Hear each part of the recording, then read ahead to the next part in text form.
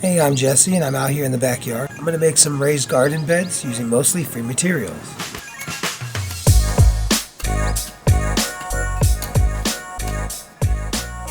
The first step here is to clear this area of the yard. It's all just weeds. And there aren't really any rocks in the soil here, so that's pretty good.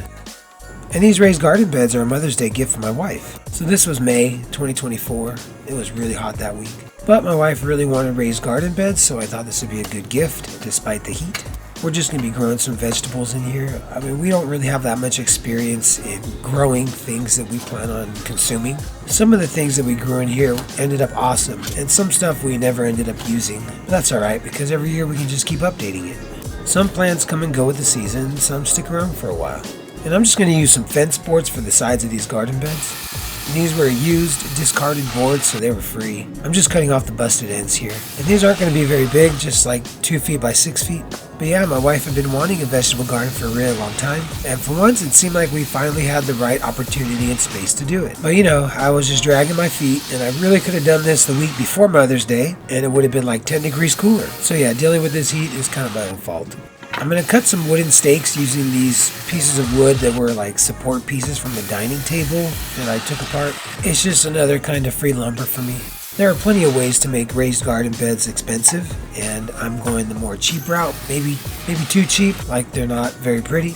But I mean, as long as the vegetables grow well. And like a little mini garden is such a weird gift to give somebody. Like one time in high school, I put in a nice flower bed in my grandma's sister's backyard. They lived in that house for a really long time and never had any plants in the backyard, just a big grass area. And they were so happy to have that flower bed back there, but then a few months later, a big storm came and knocked down the neighbor's 100-year-old tree and just obliterated that side of the yard. But in general, I think that a garden was a pretty cool gift to give somebody.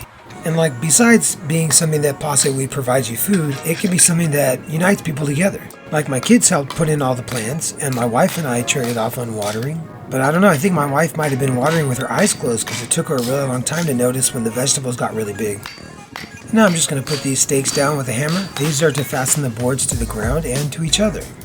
And already you can see that I'm not spending very much money on this project. And you might be thinking that growing your own veggies is kind of a waste of time and money. Well, then you got to make sure you grow stuff that's actually interesting. Like bell peppers seem like it'd be worth it to grow. I actually haven't grown those yet. We have something similar to a bell pepper. Zucchini's really cool. We also grew some strawberries, but they didn't give us a ton of fruit. I guess you got to look up what can grow in your area. But yeah, try to get something that's rewarding. So the plug on my normal drill broke. So I've been using my backup drill here. It's just really old and I don't like it. See that? It's like, come on man, hold on to that bit. And eventually this drill does break down and I end up going back to my normal drill. But for now, it's doing the job. And now I'm just going to start attaching these boards to the stakes. But yeah, this project just really makes sense to us. I like building things, so this is something I can make real quick. And I'm a big fan of gardening. I've been doing it since I was a little kid. The house I grew up in, we had like 7 of these raised beds.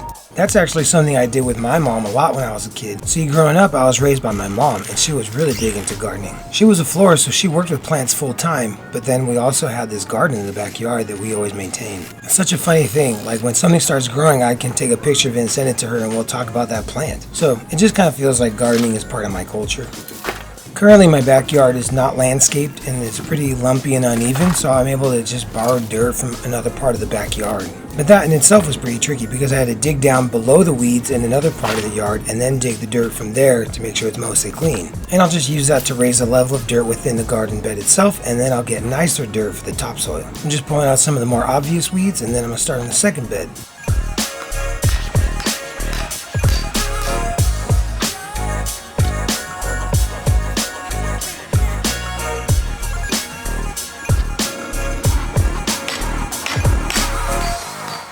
So these 2 particular garden beds are for a Mother's Day gift for my wife. I don't know what most people do for Mother's Day, but this was what we did this year. I assume some people are out there getting brunch or buying all the flowers in the world. Hopefully you were able to do some kind gesture of appreciation.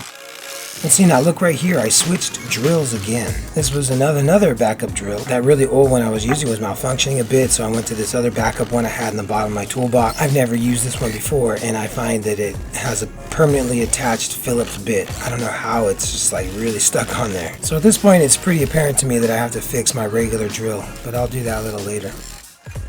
But yeah, what I was trying to say is I think that Mother's Day is actually a pretty important day. You know, like you gotta keep that gratitude energy. But I don't know, maybe Mother's Day is a pretty tough time for some people. You know, there's like a number of tragedies that can befall a person that could really sour the day of Mother's Day.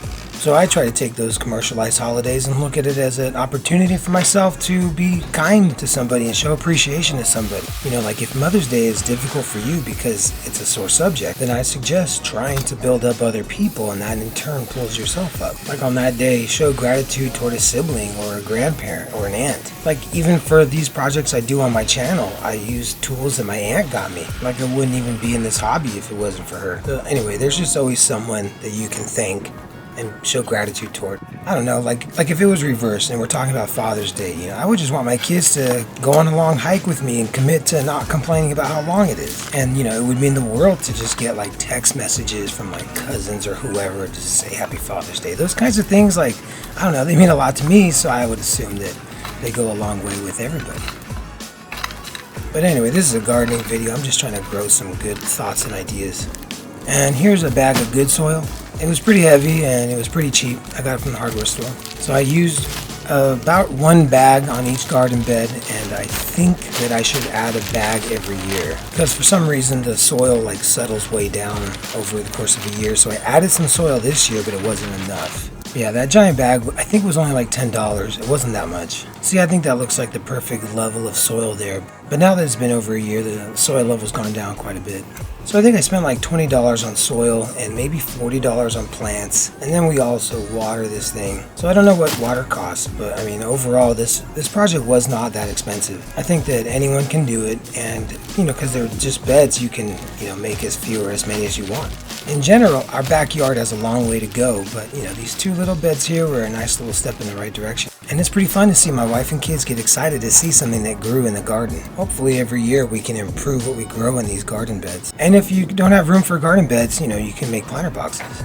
I don't know if I really accept that some people say they're not good at growing plants. It's like, you gotta just find the right plants that are easy for you to grow. Like one of my buddies is just like, everything I grow dies in my apartment. And I'm like, well, you're not growing the proper house plants. So then when I picked out the plants for him that match his growing environment in his apartment, now they're doing well. And he's like, well, they're only doing well because you picked the right ones. And it's like, yes, that's exactly how this works for everybody. So if that guy can start growing plants, I know that anyone can. So I think I had this finished by Mother's Day morning, and then my wife and kids went out to the hardware store to pick out some plants to put in there. And when the sun got low and things got cool, my wife and kids put all the plants in the dirt there. I think everything in that first round grew really well. Like we had some cilantro, which we never used, and then we had giant zucchinis, and those were pretty good. And the tomato plant got pretty huge. Definitely suggest giving yourself some opportunities to grow some plants. Get in that maker mindset and do nice things for other people. It's like you're going to make your food tastier, the world's going to be prettier, and you know, hopefully you learn something, which is always a good thing. And hey, thanks so much for watching.